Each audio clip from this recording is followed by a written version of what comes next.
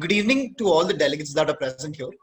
This is Satyam Goyal, the Joint Secretary General and co-founder of Athena Model UN, and I would like to welcome you all to the first workshop that we are conducting on the research and analysis at MUNs. A little bit about Athena first. So Athena Model UN had its first edition on the 30th and 31st of May, where we had around 120 delegates and it was an astonishing success. Post which we conducted a special edition. Behind special edition, our entire aim or focus was to induct children into the modern world through one thing that they like the most, that is their series, their books, their fandoms, all of that. And we could think of genuinely no other way to do it, because having fun while learning is the best way to grasp concepts. Seeing that and having that thought, we saw the turnout for special edition again being one of the largest ever. We had a total of 220 delegates attending our special edition. So kudos to the entire team for that. We could not have pulled it out without you. A little bit about Athena MUN 2.0. The second edition for Athena is happening on the 5th and 6th of September, which is the coming week. You can have a look at all of our 9 committees and the new committees that we had to introduce because of the immense responses that we were getting. Our executive board are one of the best in the circuit, and there is genuinely a very few set of people who can compete with all of them. Having said all of that, why this workshop? This workshop is on research and analysis. A lot of the other MUNs, their main aim is to just get delegates and put them into the pool without actually telling them what swimming is. This workshop does exactly the opposite. Instead of putting you all directly into the MUN and letting you all waste the first MUN trying to grasp concepts, the entire idea behind this is to let you all imbibe whatever you all can before the conference so that the first conference itself can be very fruitful for all of you, which is why the research and analysis workshop. Why is research and analysis important? That is something Dhruv sir himself can highlight and tell to all of you. Otherwise, research and analysis is something that we always use, which is helpful to us not only in modeling ones, but also in real life. So this workshop in itself is something that is not done anywhere. It might be done after we do it, because we've got a lot of fans, not even kidding. But yes, that's how it is. We like to set standards high. And to all the 400 people here, that is a very good response. We will be beginning very shortly. A brief introduction about Mr. Dhruv Thakkar. He is one of the most experienced people in the Bombay circuit. He has delegated and chaired at countless conferences, which include very big ones, including the IIT Bombay one. And he is somebody who we thought there was nobody better to take the workshop. So, which is why Mr. Dhruv Thakkar will be taking over now. I would also like to take a very short moment of your time to announce all of our partnered MUNs or National Youth Parliaments. The first one of them being our official conferencing partner, that is the TCET MUN. You all can check all of these MUNs out on our Instagram page. We have put up collaboration posters for all of them. Our other partners include IIT Bombay's very own TechFest World MUN, GEA MUN, Vaze MUN, PCGT Pune National Youth Parliament, and Raven Delhi. Raven is again an organization. We are partnered up with the Delhi edition of it. So, having said and done all of this, I would now request Mr. Dhruv Thakkar to take over the workshop. Thanks so much. Hello guys, my name is Dhruv as Satyam had stated earlier, and I've been to around 50-ish MUNs around the Mumbai circuit, the South circuit, the Bangalore circuit, the Chennai circuit also. So now basically the research, this particular, I would like to firstly thank the Athena MUN Secretariat for holding this particular session.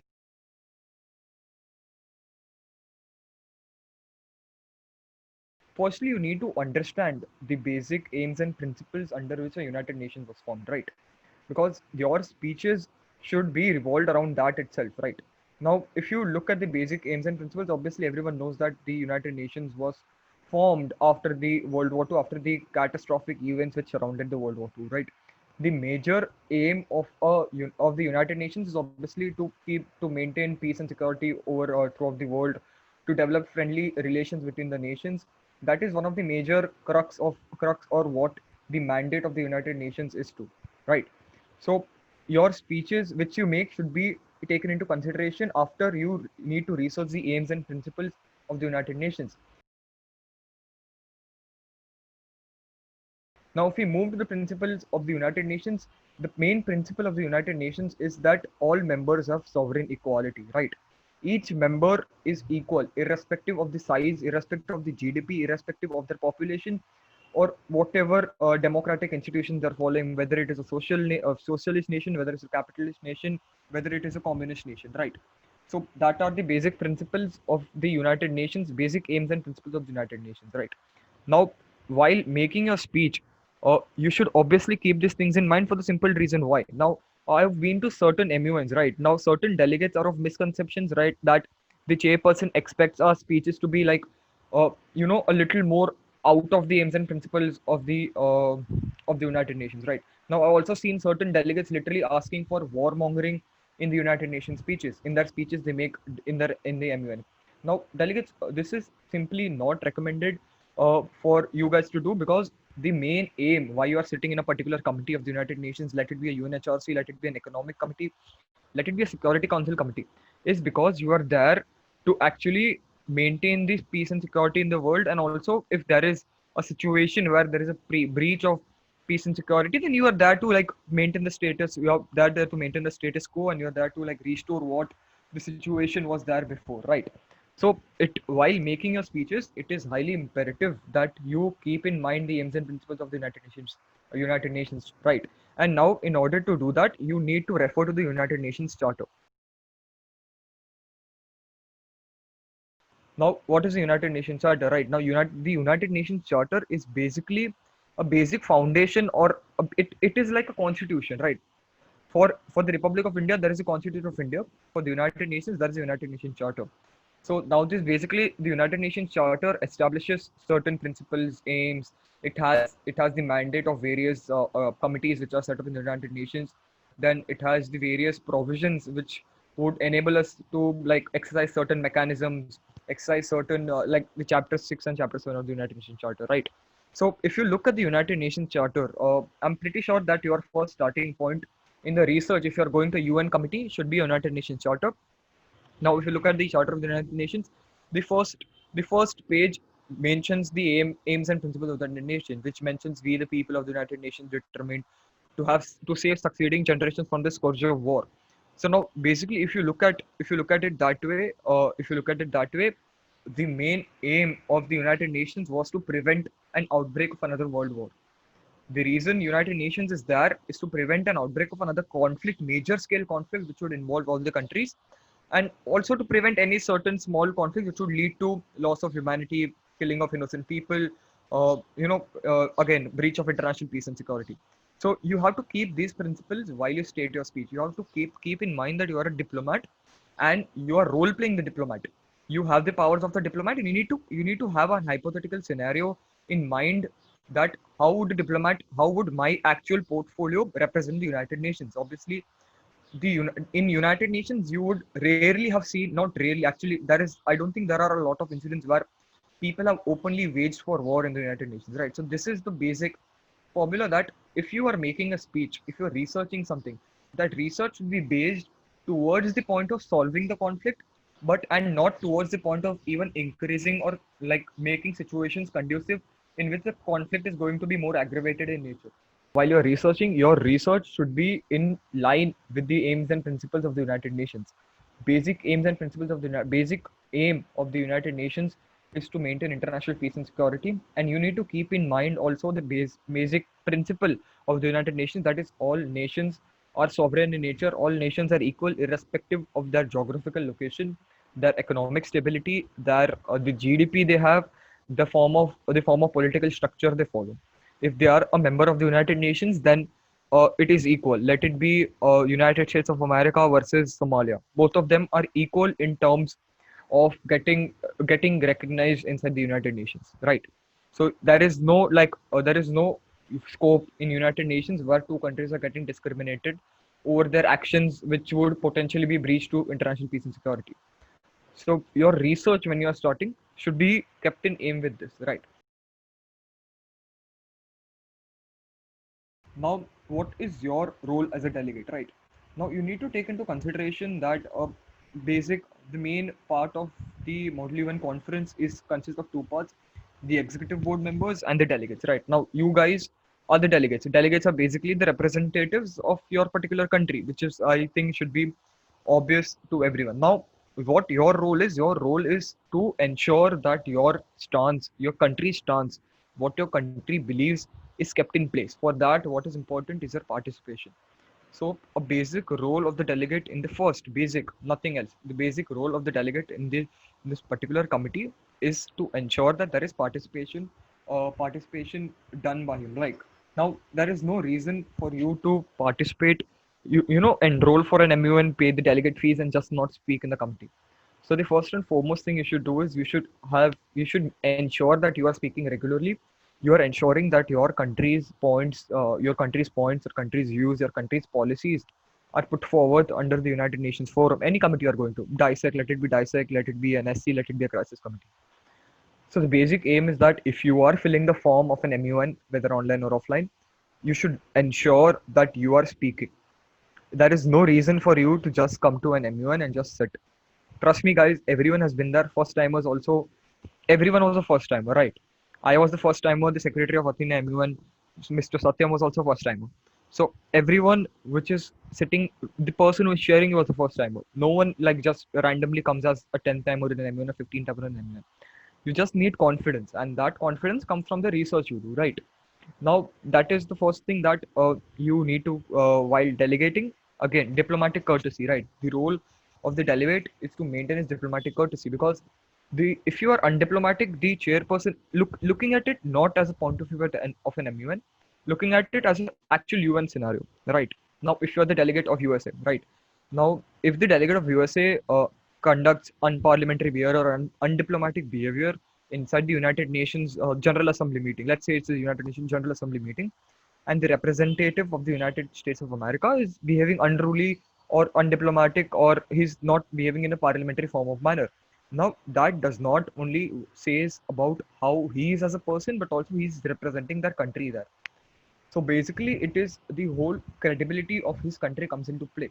So when you are representing a particular country, you need to take into consideration that your behavior represents the behavior of your whole country. So keeping that in mind, you need to be very diplomatic in nature, right? So if you want to look at how the actual delegates speak in the United Nations, they always address to the executive board members. So whenever I keep it as a habit that whenever you are particularly accusing a country or whenever you are giving a point upon another country, you need to address to the executive board or the president or the chairperson of the committee, not to the delegate, not addressing to the delegate of the committee, right? So, for example, when you are giving a speech, you would like to tell it, Honorable President, the United States of America has been conducting human rights violation in this particular state. You state it like that. You address the president of the committee, president or the chairperson of the committee, not the other delegates of the committee. You do not like directly stand up and tell that delegate of the United States of America, your country is conducting human rights violations in this particular country, in this particular state or whatever area, right? So keep that as a habit. This is the habit I also follow. I recently started following that after some of my mentors stated that always in a UN committee, or even in an Indian committee, you need to address the speaker, the executive board, or any of the authority which is presiding over you, because that represents your diplomatic behavior in the committee. Now, coming to the other aspect, that is effective role playing. Right now, sometimes role playing and foreign policy go hand in hand, but they are considered to be certain different aspects, right? Now, if you look at certain, let's take a case study in this case, right? So you need to actually represent, you need to role play your representative, as I stated earlier. Now, for example, if you're the delegate of India, right?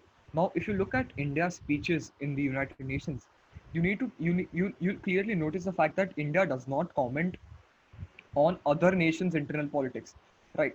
For example, if there is an airstrike conducted by the United States of America inside the Syrian Arab Republic, the Republic of India will never directly comment upon that. Whenever they're asked a question on that, they will generally refuse to comment on that. So that is the basic role playing of a particular diplomat of the country. Now, for example, this is a very minor role playing, but certain delegates will follow that. For example, if you look at the delegates of Iran and DPRK inside, whenever they go inside the United Nations Assembly, any assembly, they never wear a tie. They never wear a tie because they consider tie to be a Western ideology, right? And they are obviously against the Western ideology because Iran and DPRK don't go so well with the United States of America.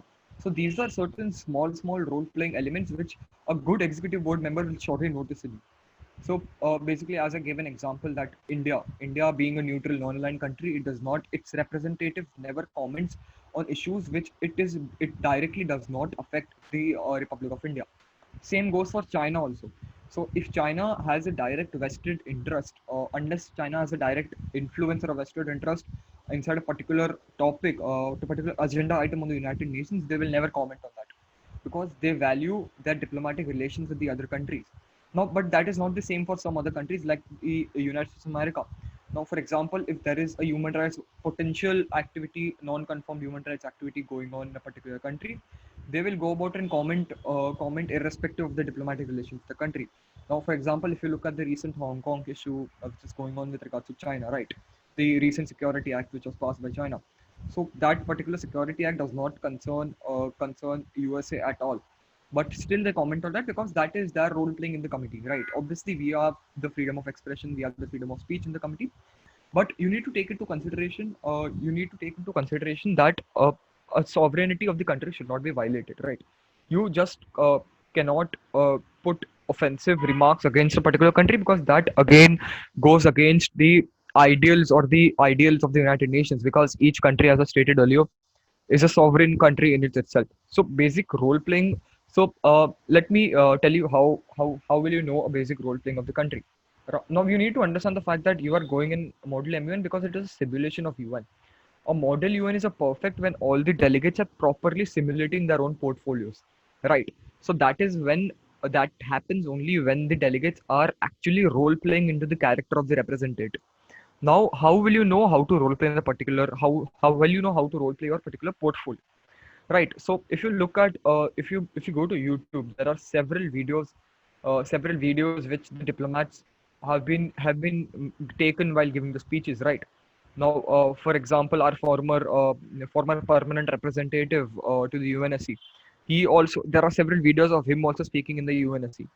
So by that, you can clearly notice patterns, and you can also clearly notice how the Republic of India gives speeches in the United Nations Security Council with various issues. Right. Now, obviously, that particular meetings are an open floor meeting. There are certain closed door meetings in the UNSC, which you obviously want to know what goes on in the closed door meetings.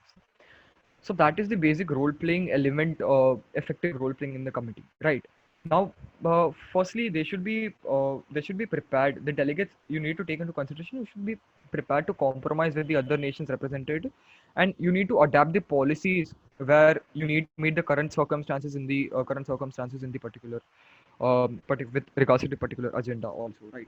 So obviously, but this does not give you the license to not go out of character. You need to take into consideration that even if this is a simulation, this is a 3 day simulation, maximum of a 3 day simulation, which an MUN goes on, right? The actual UN are much longer. For example, in the UNSC, you can basically have a meeting. Basically, you can have a meeting whenever you want to, whenever you like, you want to have a particular meeting, right? Or UNSC, whenever there is an emergency situation or a question arises out of any emergency. For example, if there is, God forbid, there is a terrorist attack in Syria tonight, right? So the UNSC can immediately convene. So obviously, that is the difference between MUN and UN. So you can just adopt and you can just twist your policies a little, but there needs to be a proper justification for what changes in the role playing out. You cannot obviously have the same to same role playing which is played in the UN with an MUN, for the simple reason of fact that the sessions in UNs are much longer than what you go in an MUN, right? And MUN is maximum of a 3 days, right? Minimum of a 1 day session, a one day committee, and a 3 day committee. So you need to adopt your policies and speeches with regards to that. So you need to take that into consideration while you're role playing that this is after all a competitive simulation, right? Now, see, when I come to the question of being diplomatic means that obviously you can accuse another countries, but that needs to be done in a parliamentary manner, right? You cannot speak or accuse a particular countries or in an unparliamentary way. For example, if the P5 countries, more P5 countries, if there is a particular agenda, for example, let's take the Ukrainian crisis, right? Now, the Ukrainian crisis is one of the most imperative topics which goes on the UNSC. But obviously, all the five countries have strong stances on that committee. Now, just because you are expressing strong stances in the committee does not mean you are undiplomatic in nature. That's what I'm stating, right? If even if you look at, if I'm pretty sure that you guys would have heard to some of Nikki Haley's speeches on DPRK and Iran, right? That is an actual UN speech. That is an actual UNSC speech made in the UNSC, a speech made in the UNSC, right? So in that, Nikki Haley clearly accuses the countries of harboring nuclear weapons or conducting human rights violations. Now, that is obviously diplomatic in nature. She's nowhere being undiplomatic in nature. You can obviously provide your strong stances in the committee, uh, considering that it is obviously parliamentary in nature. So, there is a thin line between being vocal about the issues going on around you and being insulting or derogatory towards the other delegate. So, you need to find a clear distinction between line and make your speeches. So, that is the difference between a diplomatic speech and an undiplomatic speech. Now, after we go on with the effective role playing in the committee, we need to understand that obviously there are basically two parts in which you have to research. The first one is your basic or your core research, and the second one is your detailed research in the agenda. Now, if you look at the basic research, now I generally follow, this is my personal following of how I research. Right now, first there are 6 tiers in which you have to do a research. Now, this is the basic aspect of research. Okay. Now, the 6 tiers of research, I'll be explaining the tiers of research point by point. So now, the first tier of research is the UN committee. For example, the UN committee you are representing and the UN system as whole. Okay. Now I will be explaining you the mandate of each committee and how to like research on each committee, right? Now, firstly, let's take the General Assembly committees. Okay. So, for example, if you are a representative of India, let's just take the common country. We are representing India in each committee we are going to, right? Now, for example, if you are representing India in any General Assembly committee, let it be DISEC, let it be SPECPOL, let it be legal, right? So a General Assembly committee, basic General Assembly committee is that the mandate of a General Assembly committee is that it can deal with anything with regards to maintenance of international peace and security, giving recommendations on international peace and security. So now the General Assembly has a General Assembly has a certain set of forums, right? And also, if you look at the composition of the General Assembly, now General Assembly consists of all the countries which are basically in a part of the UN, and also it has certain observer nations like Palestine also. Now, that is basic composition of the General Assembly committees. So basically, if you look at layman's terms, all the countries which is present in Earth are a member of the General Assembly committee. So that is the composition of the General Assembly committee. Now, if you move to the functions and powers of the General Assembly, right? Now, that is the powers and the mandate of the General Assembly committee is mentioned under the Chapter 4 of the UN Charter. Right now, the UN Charter, as I stated earlier, is should be your basic research for like understanding the UN system as a whole. Right now, you cannot go into a committee without knowing actually what the committee is supposed to do. Right now, if for example, if you're going to an AIPPM or if you're going to a Security Council, you should actually know what the mandate or what the UN or EU committee or the United Nations General Assembly committee is supposed to do in the actual place, right? So for that, obviously, you need to read the United Nations Charter in aspect of the United Nations, and the rules of procedure for the IPPM also mention the mandate of an Indian committee or any specialized committee in that aspect. So now coming to the functions and powers of the General Assembly. Now the functions and powers of the General Assembly are mentioned under Article 10 of Article 10, 11, and so on in Chapter 4 of the General Assembly. Now basically a General Assembly, the question or the mandate of General Assembly is very wide in nature. Okay, so the General Assembly can deal with issues with any issues basically. So the General Assembly, as I stated earlier, has the DISEC, that is the Disarmament Committee, has the SPECPOL, that is Special Political and Decolonization Committee, the ECOFIN, that is the Economical and Finance Committee, the Legal Committee. So the General Assembly generally deals with a wide array of issues, right? So any issue which is currently bothering the earth, like anything with relating to civil wars, anything with relating to environmental issues, anything with relating to legal issues, international laws issues, any arbitrary issues, any issues which are currently going on in this current situation in this world can be dealt with the General Assembly, right? But the thing of General Assembly is that the General Assembly passes a resolution. Obviously, the all the members have the right to give their viewpoints on this particular issue or a forum which is conducted in the General Assembly meeting.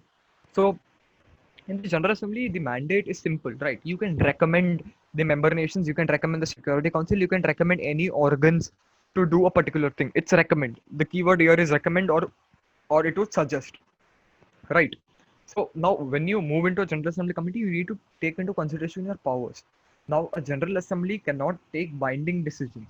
For example, there is a border conflict between India and Pakistan. I'm pretty sure everyone is aware of that. Now the actually border commission can be set up only by the United Nations Security Council, not by the General Assembly. So basically, if the General Assembly wants to direct Pakistan to not support terrorists, to like withdraw from the Pakistan occupied Kashmir, for example, if the General Assembly wants the Pakistan to withdraw its troops from Pakistan occupied Kashmir, then it cannot do so directly.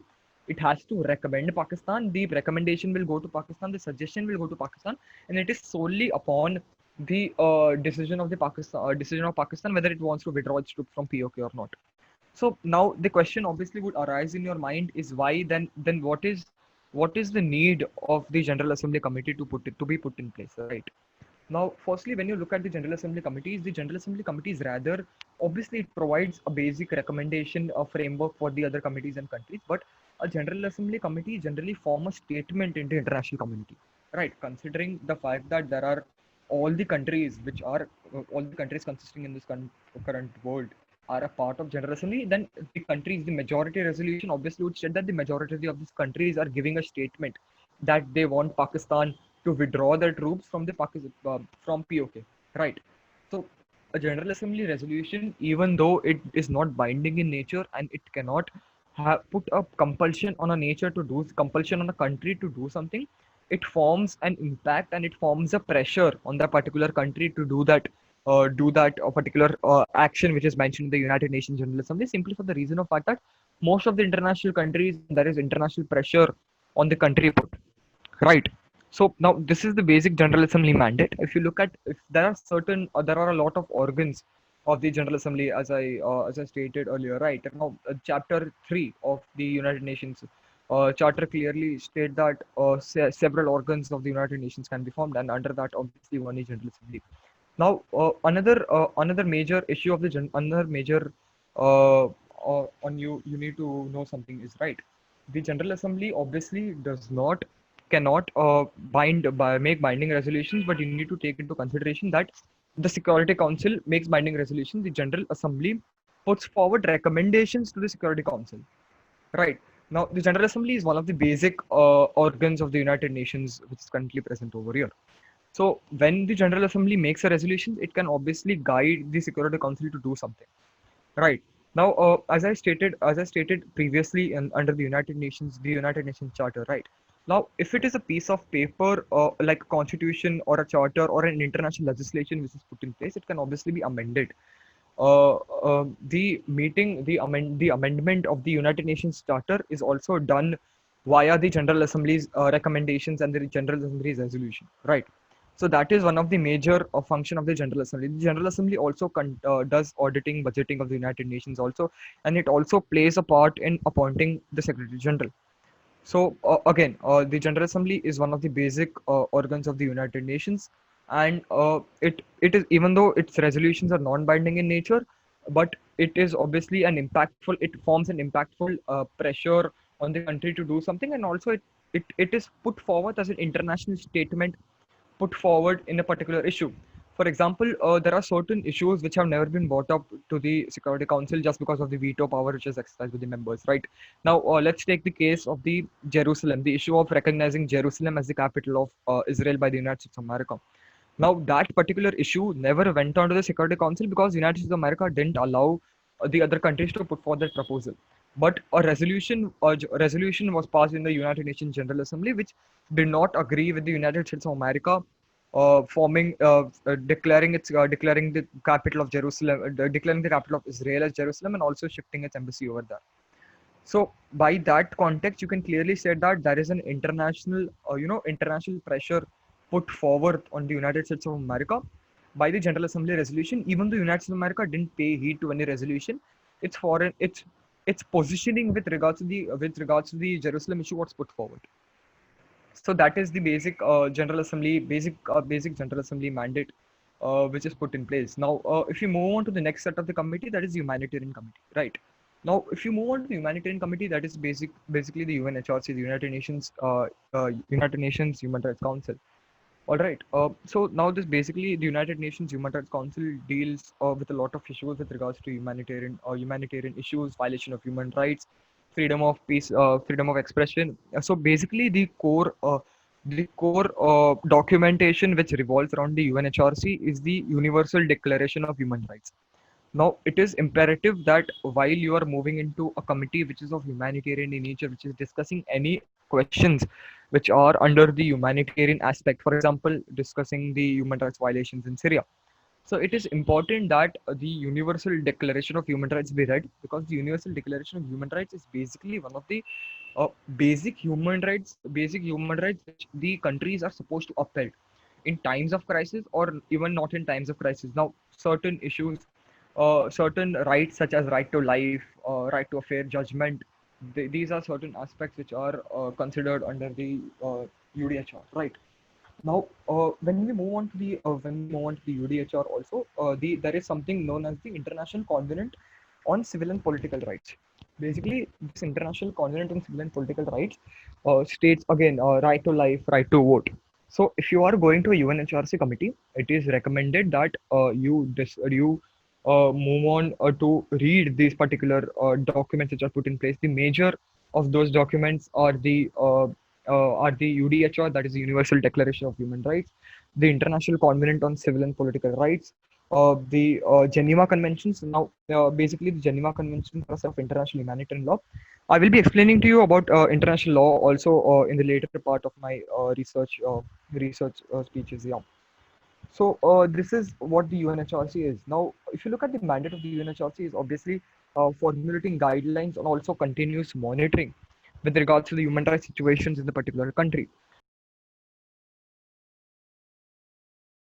There is something known as the inspection mechanisms which are mentioned in the UNHRC. So if there is a doubt within the committee's mind, the UNHRC's mind, and also in the global community, that this particular country is violating human rights is violating human rights. For example, let's take the case of the Rohingyas in Myanmar, right? So there was strong evidence that the Rohingyas were getting are under a way of genocide. The government was conducting genocide in their own country, right? So with regards to that, there were certain unconfirmed reports regarding to that. So what happened in that aspect was that the UNHRC convened the session. UNHRC was convened with regards to the Myanmar issue, and an inspection mechanism for Myanmar was sought out. Now, this particular inspection mechanism would obviously be mandated under the United Nations Human Rights Council, but this particular inspection mechanism would basically go and interview the people around and interview the people affected, right? So, if you look at the Rohingya crisis, the case study of the Rohingya crisis, which you are referring to in this research session today, so we need to take into consideration that these particular Rohingyas were fled from Myanmar to Bangladesh, right? So they were taken as they went as refugees inside the Bangladeshi region. So this particular UN Commission for Inquiry went to Bangladesh. They interviewed all these people, that what actually happened to you in the Rakhine area, the Arakan region, right? So that is how this particular inspection mechanism goes into a particular country, and it basically takes case studies. It basically asks the people. It takes satellite imagery. It takes into consideration the various local press reports which are there in the country. So that is how a inspection mechanism is put into place. Yeah, this is an inspection mechanism also, and also it is known as a fact-finding mission by the United Nations Human Rights Council also. Now, there is also an important mechanism under the UNHRC, that is the UPR. Now, basically, the UPR is the Universal Periodic Review. Now, you need to take into consideration that the UNHRC is a council. That means it is rotating in nature. There is no fixed composition of the UNHRC, unlike the General Assembly. So the people, the members of the UNHRC are periodically elected under the General Assembly, right? So under the UPR, what happens is that all the countries, this is not only limited to the members of the UNHRC, have to undergo an evaluation of the human rights situations, right? For example, if you are going to, yeah, UNHRC has elections. If I just saw a comment. So basically, if you are researching a particular country, for example, if you are discussing the question of human rights violations in Venezuela, then you can go to the UNHRC official site, and there is a different section under the UNHRC which states the Universal Periodic Review or Universal Periodic Review reports, right? So even if there is no actual good research regarding third-party sites with regards to Venezuela, the UPR, that is the Universal Periodic Review, will give you a whole jotted down point by point evaluation of various humanitarian factors in Venezuela. So they have certain pointers or they have certain indicators which indicates the situation of human rights in a particular country. For example, the maintenance of freedom of speech in the country. So they research on that. The UNHRC officials research on that particular situation in the country, and then they release a report regarding the various aspects. That the report has a lot of array of. It is a wide report, right? Now all the human rights aspect of the countries are contained in the report. So basically, to sum it all up, the UNHRC, if you want to research for the first thing you should do is you should go to the UNHRC site. There is a section which states commissions of inquiry and fact-finding missions, right? Now there are a lot of commissions of inquiry set up and a lot of fact-finding missions set up by the UNHRC, various UNHRC resolutions, which obviously would give you an idea or overview, or also give you a research and direction and research on what you have to do, right? And even if you go to most of the MUNs, you need to take that most of the executive boards only allow UN reports as a legible source of proof for accusations or for defending any sort of accusations on, right? So these particular UN reports are considered to be a legible source, and you can obviously quote that in the committee, right? So these are the basic outlines of a research you should do in a UNHRC. There are independent experts like the Amnesty International, Human Rights Watch, which also release reports on human rights, like situation of human rights around the country. But right, most of the executive board members do not accept that, because sometimes there is a conflict of interest with regards to that report, and also a lot of countries such as Israel, USA, believe that the Human Rights Watch report, the Amnesty International reports are very biased towards it. Now, if you are going to a General Assembly committee, what you need to do is the General Assembly committees sometimes, again, coming to that, your first point of research should be a UN sanctioned report, right? A UN sanctioned report basically consists of a report which is made by the Secretary General, a panel of experts report, a commission of inquiry report, a fact finding report, or a special report, right? Now, when you are going for a General Assembly report, researching for General Assembly, right? Now, there are various General Assembly resolutions which state that we would ask the Secretary General to report on the implementation of this resolution, right? For example, if you take the resolution with regards to the combating of ISIS in the Middle Eastern regions, now that resolution has a clause which states that we would ask the Secretary General to report on the implementations of the this particular resolution, right? Now there is a comprehensive report which has been given by the Secretary General in that aspect. I'm just giving one example here. There are hundreds of reports which have been given by Secretary General on a hundred of topics. So I'm just giving you an overview of this. Now that particular Secretary General reports mentions how the things have changed from the resolution we had passed and the date the Secretary General is preparing the report. So by that aspect, you know what your scope of research needs to be in the committee. For example, if the agenda is of ISIS, combating ISIS in the Middle Eastern regions. So if you look at the various reports or reportings by the Secretary Generals in that aspect, then you know that what your scope of research needs to be. And for example, if you are quoting a statistic of, if you are quoting a particular incident which happened, you can also use that particular report as a substantive evidence, since it has been made by the most, like, by the Secretary General of the United Nations, which is considered to be the highest prestigious position in the United Nations. So your first point of research should always be UN reports. Then secondly, you can also refer to UNs of independent committees, right? Now, by independent committees, I refer to the FATF reports, the European Union Commission reports. They can also be referred to. Obviously, they may or may not be accepted by the committee, but they can strengthen your argument you are making in the committee. So now to sum it all up regarding the research regarding the General Assembly reports and also the UNHRC reports. What I can do is I can give you an example of that particular report. I can share my screen and give you a report. So if you look at this particular report, now this particular report was released on time frame of 10 to 20th September, right? Now this report is the report of the Independent International Commission of Inquiry on the Syrian Arab Republic, right? Now this is the report which is of the UNHRC, which is mandated by the UNHRC. The UNHRC under the agenda item 4 formulated the Independent International Commission of Inquiry on the Syrian Arab Republic, right? Now, obviously, we know that the issue in the Syria was very, like, it was grim. So, to have a proper evidence put in point, and also for the UN to know what is actually the on ground situation on the Syrian Arab Republic, they formulated this. Now, if you look at this mandate and methodology part, now this present report submitted, it was formulated by the resolution 34 by 26 of your 34 by 26. Uh, okay, you want to zoom in a little? I'll just do it. Yeah, look at the title. So this is one of the example. Okay, why is it not coming up? So this is one of the example of the report which is released by the UNHRC, right? This is a report which was released by the UNHRC in lieu of the Independent International Commission of Inquiry on the Syrian Republic.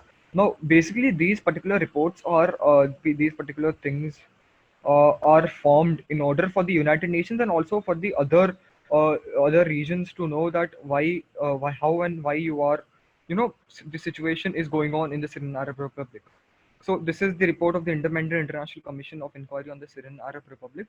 Now, as you go below that, if you look at the content of index, which contents of this particular report. Now, this content states mandate and methodology, right?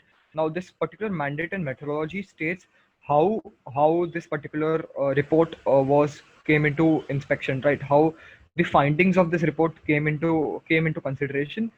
The second one is the political and military developments, right? So instead of relying on certain private news agencies, you can use these type of reports to know what the political and military developments are, how the protections of civilians is going on in the particular area, the report on the displaced person, certain already ongoing investigations and also recommendations, right?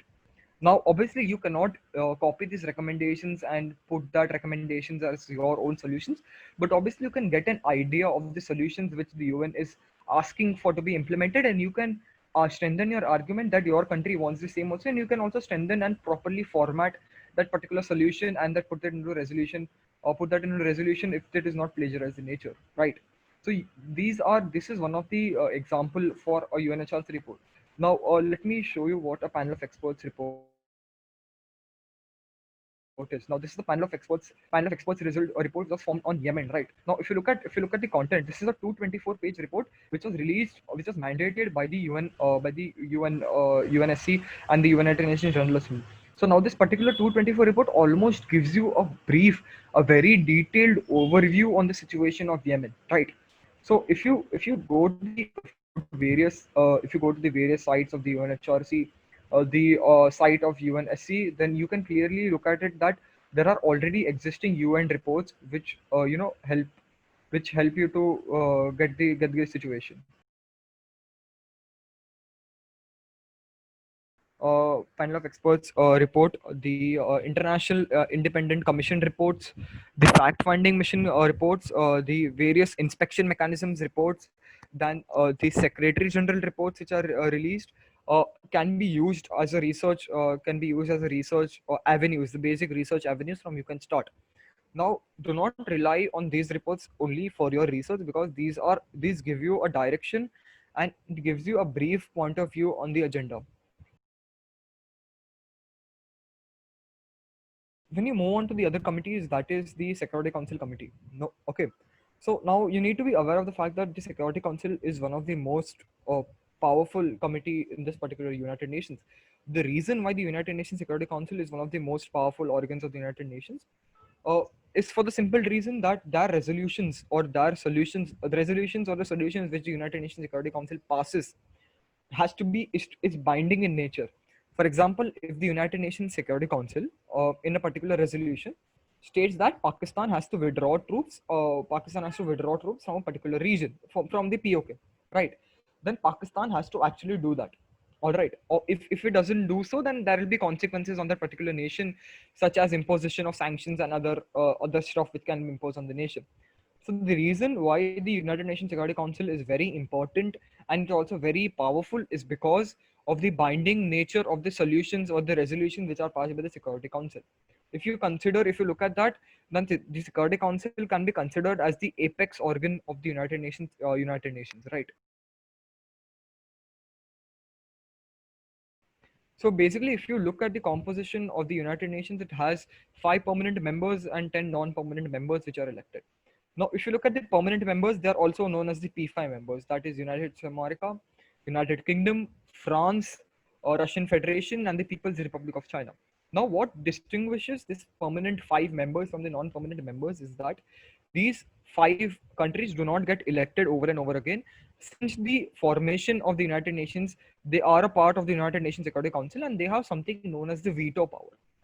Now, what the veto power is that whenever a resolution, I will explain you what a resolution is, a resolution making process. But just for the first timers who do not know what a resolution is basically like a solution paper given at the end of the committee. Now, with regards to the powers of the Security Council, right? Now, the powers of the Security Council are similar to the same context that Security Council can discuss anything which affects the peace and security of that peace and security of the world, right? Anything can be adopted, but the difference is that the United Nations Security Council can actually take some binding decisions on the issue, right? So now the United Nations Security Council is one of the most the veto power under the United Nations Security Council, which is given to the P5 members only. Veto power is given to the P5 members only. Now, what the P5 members do regarding the veto is that, for example, if a resolution is put forward in the committee, right, for whatever the agenda of the resolution may be, so these particular five P5 members are given a chance to tell no to this resolution. So, for example, if out of 14 people, out of 15 people, 14 of the members tell yes to the resolution, there is a single veto member. That is, for example, let it be any veto member, any China, USA, Russia, France, United Kingdom, any of the single veto member tells no to the resolution. Irrespective of the other 14 telling yes, the resolution fails. That is the veto power exercised by the nation, right? So basically, the veto power was given to the P5 members because of their contribution in winning the World War II, right? It was considered that these 5 nations made the Allies defeat the Axis in the World War II. So this is the reason why the veto power was given to these 5 particular nations. Obviously, now there have been talks of reformation in the Security Council, which obviously ask for the veto power to be slightly diluted or addition of different P5 members in the particular organs such as India, Brazil, Germany, Japan. Right, but these veto power basically means that either 5 P5 members. This is only for the UNSC, okay? So this cannot happen in a General Assembly. So, for example, if USA tells no to a resolution in the General Assembly, then that resolution passes if there is a majority. That is with regards to the other notion also. The only veto power can be exercised only in the United Nations Security Council. If a P5 member tells no to a resolution in a General Assembly or a humanitarian treaty, it won't matter because that will be considered as a normal vote, right? Now, what you need to do in a Security Council or researching is that firstly, the Secretary General reports. It's say like the General Assembly. The Secretary General report is very important because that provides the viewpoint of the United Nations regards to an issue, right? Now, the United Nations then introduces a report agenda. That is one of the first first research. Second was a panel of experts report, right? Now, for example, take the panel of experts report on Sudan or on Yemen, as I stated, as I shared earlier in the share screening, right? Now that particular reports are very comprehensive in nature. They have this of details which are there, right? For example, using the conflict, when the airstrike was done, in what sort of particular panel of experts report, right? Now,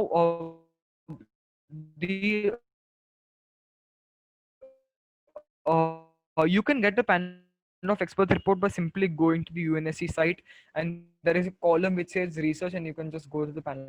So, and the third and important point is your foreign policy. Right. Now, to get to know your foreign policy is very important, not only in the Security Council committee, but also in any other committee also.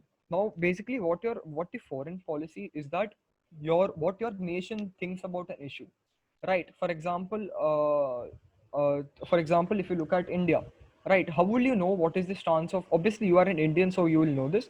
But if you, for example, if this was probably an MUN in the United States of America or in the United Kingdom, the agenda was discussing the Kashmir issue with regards to India and Pakistan, and you were the representative of India. So how will you know what the stance of the Indian side is with regards to the Kashmiri issue? So what you do is you look at the statements given by the countries in the UNSC sessions, right? Now, if you go to this particular UNSC sessions, there is a column which says verbatim, right? Now, all of the meetings, most of the open door meetings in the UNSC are taken on record, and they're released to the public, right? So you can download that verbatim, which is being taken by the UNSC director. Now, this verbatim consists of the speeches, each of the speeches made by the member nations in the UNSC, right? You can read the speeches. That speeches would tell what the stances of not only your country, but the stances of other country is, right? So now the verbatim or the official record of the UNSC is openly available on the United Nations Security Council website. So you can download that before the committee read that and get to know what the stance of your country is, and what the stance of the other countries with regards to the particular issue at hand, right? So mostly, if there is a Security Council or agenda being simulated in the MUN, you can be ensured that that particular agenda has already been discussed at the United Nations Security Council earlier also. So by logic, you can get the verbatim, and you can also know the stances of what your particular countries are. That is one of the best way in which you can know what the other countries have to say and what your country's stance is with regards to the issue. But apart from that, what you can do is you can just research on the statements given by your head of states or by your various ministry or any press releases made by your country, right? Now, the Ministry of External Affairs of every country releases periodic statements on the issue concerning them, right? Now, for example, if you look at our issue of the Kashmir, our Minister of State periodically releases reports and also statements with regards to the situation in Kashmir, which obviously and also gives his stance regarding the issue. So, with regards to all the committees, let it be General Assembly, let it be Security Council, let it be economical, you need to look at this verbatim. You need to look at the statements given by your head of states in order to know what your country stance is, right? So that can be done as an avenue of your country stance. Now, if you go to the aspect of Indian committees, right? Now, for example, if you are representing a particular member of parliament or a member of parliament or a member of legislative assembly in a particular Indian committee. So what you need to do is, again, there are certain organs, statutory commissions and non-statutory commissions which release periodic updates with regards to the agenda, right? For example, if your agenda in the Indian committee or AIPPM is discussing the uniform civil code, the UCC, right? So you want to research on that. So what you can do is a lot of commissions which are mandated under the Indian government releases periodic updates. For example, the Law Commission, the CAG reports, and various reports which are being released, right? Now, for example, if you are again, I stated the agenda is UCC, discussing UCC, you can refer to the Law Commission report. There is Law Commission report which gives its opinion, it gives its feedback on the implementation and the feasibility of implementing a UCC in India, right? Now, with regards to the portfolio you're representing and in Indian committees, what you need to do first is, if you go to the Lok Sabha or a Rajya Sabha site, there is an official document which states rules of procedure, right? Now, the rules of procedures, reading the rules of procedures of an Indian committee is very important, because the rules of procedures of a UN committee is a completely different view from an Indian committee, and having an apt knowledge of rules of procedures in an Indian committee is the most important thing you need to do, right? So the Indian committee, there are reports released by the Indian government. There are reports released by independent commissions set up by the constitution, like the CAG report, the Law Commission report, as I stated earlier, right? So if you look at those particular reports, then you can get a brief overview and the direction which you need to do in the committee, right? And obviously there are these various press organizations, press the journalists which release a periodic articles, editorials which are being released to the open public, which you can gain a perspective of your research on, right? So that is the Indian committee aspect. Now, if you go to certain specialized committees, right? Now, the specialized committees basically consist of the European Union, the any crisis committees put in place, or any other specialized committees which are not UN in nature, the NSG, the IAEA. Then what you need to do in that aspect is, first you need to research your committee, right? For example, if you're going to the European Union, you need to know who are the members of the European Union, what is the mandate of the European Union. There is a statute of the European Union. I do not know exactly what the name is, but there is a statute of the European Union which states what the powers and functions of the European Unions are. Then what you need to do is, you need to look at the resolution and the mechanism which are passed by the European Union. So this is all available on the research or the resolutions section of the European Union site. If you go to this, is I'm giving an example, but this is almost similar for any other specialized committees, non-UN committees, non-Indian committees like the IAEA, the NSG, the European Union. Now, taking all of this committee particular research consideration, what you need to understand. Next thing we go is the general background of your country politics, right? The second now is the foreign policy aspect, as I stated earlier. The second part of the research. Now, foreign policy is one of the most important, because obviously when you are in an MUN, you are not representing your individualistic views, but your country views. The country history is the first point of your research you should do. Second is your military capabilities, right? Now, what your structure of the basic military is, what your military exports are, whom are you depending upon for military, right? Whom are you buying weapons from, whom are you selling weapons from? Then what your membership of alliances is, right? Now there are certain membership alliances such as the NATO, that is the North Atlantic Treaty Organization. You guys are allies to these particular countries, right? If you are in NATO, it means that your ally is the United States of America, the United Kingdom, and the other countries. So that is the NATO, right? The third one is the various ethnic groups, religions, and the cultural history which needs to be researched, right?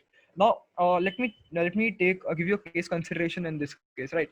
Now, if you take the case of Turkey and Kurdish issue, right? Now, if you look at the cultural issues with regards to Turkey, with regards to Turkey and Kurdish, right? Now, their culture, the Turkish culture basically instills in their mind of people that the Kurdish people are bad in nature, right? That is the basic culture which is instilled in the mind of several Turkish military forces and also the Turkish government, right? So by that aspect, the cultural research, and also your what population is consisting of what religion. For example, if you look at India, there are a lot of religions present. The majority is Hindu, then Muslim, then Buddhist, then Christians. So that is also the research of that is also important in certain humanitarian committees, right? So the fourth point for researching a particular country is researching the political structure of the country, right? Now, with regards to the political structure, what you need to research regarding your country is that what is the form of government your country is following, whether it is like a single party system like the People's Republic of China, whether it is like the United States of America which has a two-party system, or like an India which has a multi-party system, and whether your country is a communist state, whether your country is a socialist state, or whether your country is any other sort of government structure which your country is following. Secondly secondly is the stability of your country. So basically, with regards to the stability of the country, what I mean is that whether your country is politically stable or not, whether there are certain disputes with regards to people recognizing your head of states, right? For example, with regards to the stability, I would like to give an example of this situation in Venezuela. Now, the European Union does not recognize the elected head of state of Venezuela as the prime minister, but they recognize the opposition member of the parliament of Venezuela as the actual head of state of Venezuela. So that defines your political structure. Is that, does your country have a clearly defined head of state? Does your country have a clearly defined government or not? That is a political structure, right? And the policies of the present government also, right now, like China has a policy of non-interference. We have the India has a policy of the non-alignment policy, right? Now the fifth one is economy. Now economy would include but not limited to natural resources, dependency on other countries, the trade which you are dealing, which you are importing and exporting from other countries, and any your GDP indicators, your other economic indicators which would refer to the economy. Now, researching on economy is important, particularly in an economic committee, because that would obviously help you in strengthening your points while strengthening in the arguments you are making in an economic committee, right? So that is the reason you need to research economy. The sixth and the most important one is discussing your stance on the geopolitical issues, right? Now, for example, if the agenda, as I stated earlier, is the situation in Syria and you are representing India, then the first thing you should do when you are researching your country is that what India's stance is with regards to Syria. For doing that, what you need to do again is you need to look at the statements given by India with regards to Syria in various UN committees, what the Ministry of External Affairs have issued their press snippets with regards to Syria. So that is the basic avenues through which you can get research with regards to the various stances of the countries on the geopolitical situation surrounding our agenda. The final one is the geography, which includes your neighbors, your policy and your relation with your neighbors, your topography, what sort of borders and what sort of formations of borders do you have in your country. So that is basically the last one, that is geography, right?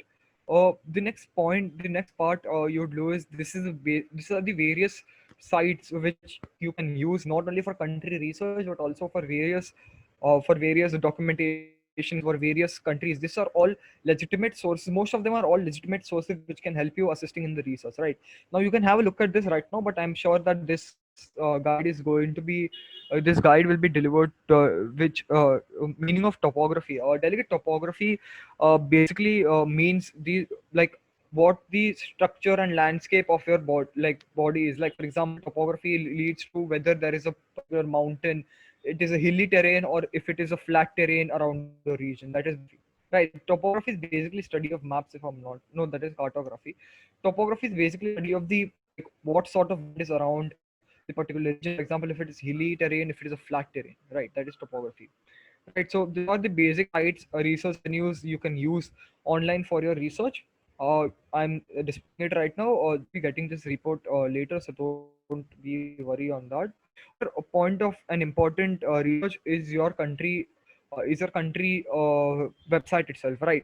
Now your country's government website, the department of your various countries itself, release a lot of reports and statements which you can use for your research. For example, I was delegating in this month regarding it was the application of AI in military warfare. Right now, I was the representative of Australia in that, and my country's science and technology division has released a 50-page guide and solutions on how use of AI should be regulated and what the stance of Australia was with regards to the use and application of artificial intelligence in military devices. Right. So most of your research are done through these all stuff, and the other is from various private investigators, various research bodies, then various opinions on the internet, right?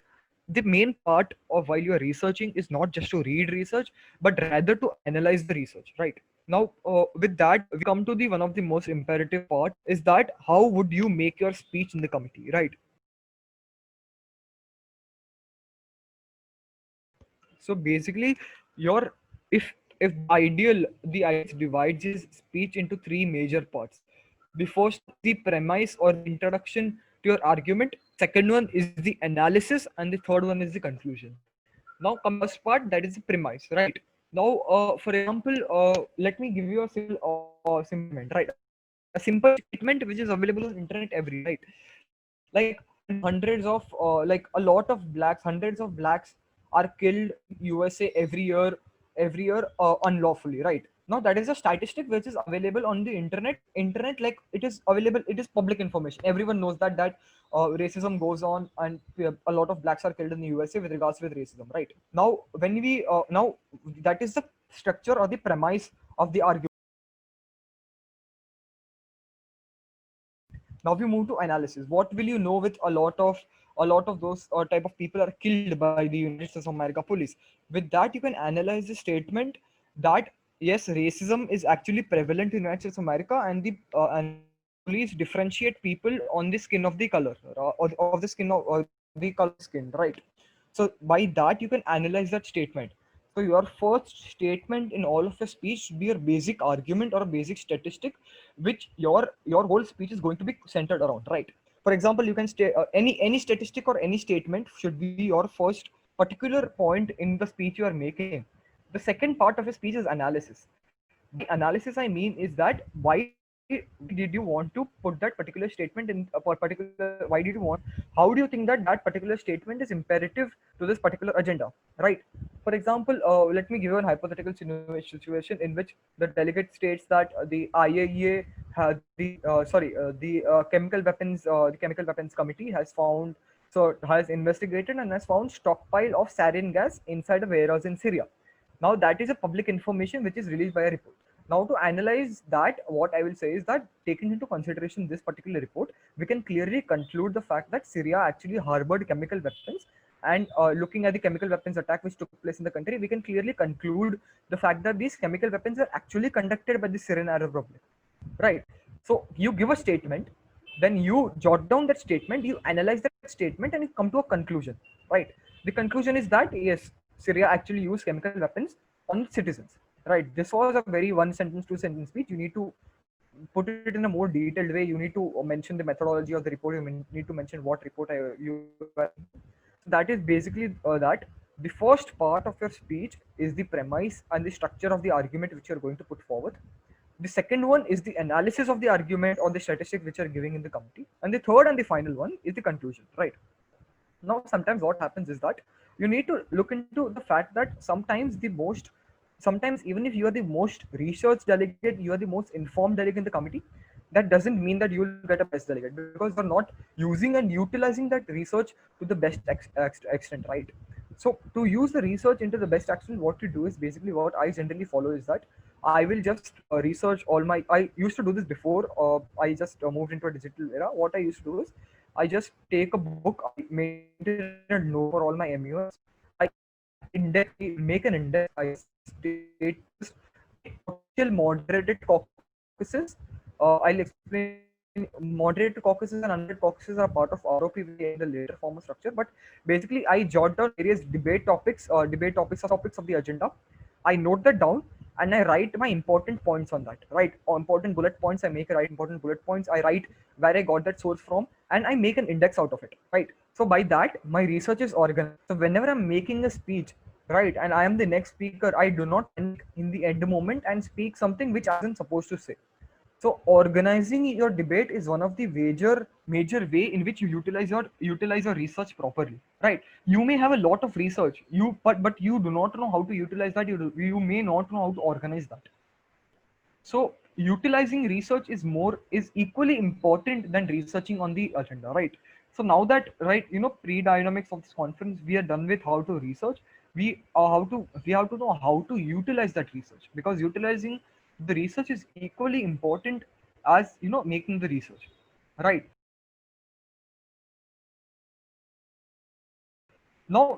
Certain general rules have also be need to be kept in mind while you're debating, right?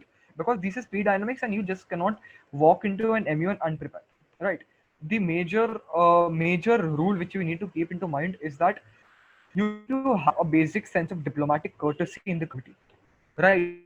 Since an MUN is an extension of the UN, it is highly important that the delegates behave in an extremely diplomatic manner.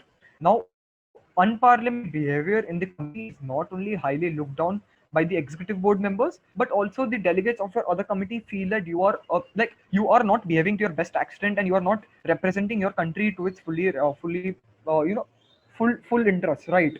So while forming a lobby, this will obviously hurt you, because you'll be termed as the irritating delegate in the committee, right? So try to be as cooperative, as diplomatic as possible in the committee, and this will just help you, right? And now the second and the most important point is that it is not necessary for you to raise unnecessary points and waste the time of the committee, right?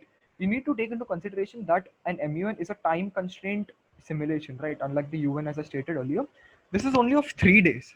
The UN goes on for a long period of time. The UNSC basically goes on for the whole 365 days, right? So you need to take into consideration that you have a limited amount of time, and you have to complete an agenda which the normal UN does. It takes like 10-15 days to complete one topic of agenda. You have to complete the whole agenda in 3 days. So for that to do, it is recommended that the delegates do not raise unnecessary points and create unnecessary disruption in the committee, because again, this is not only unappreciated from the executive board members, but also the other delegates in the committee will term you as the irritating delegate, and they'll refuse to form blocks with you, which is required during the next resolution making process, right?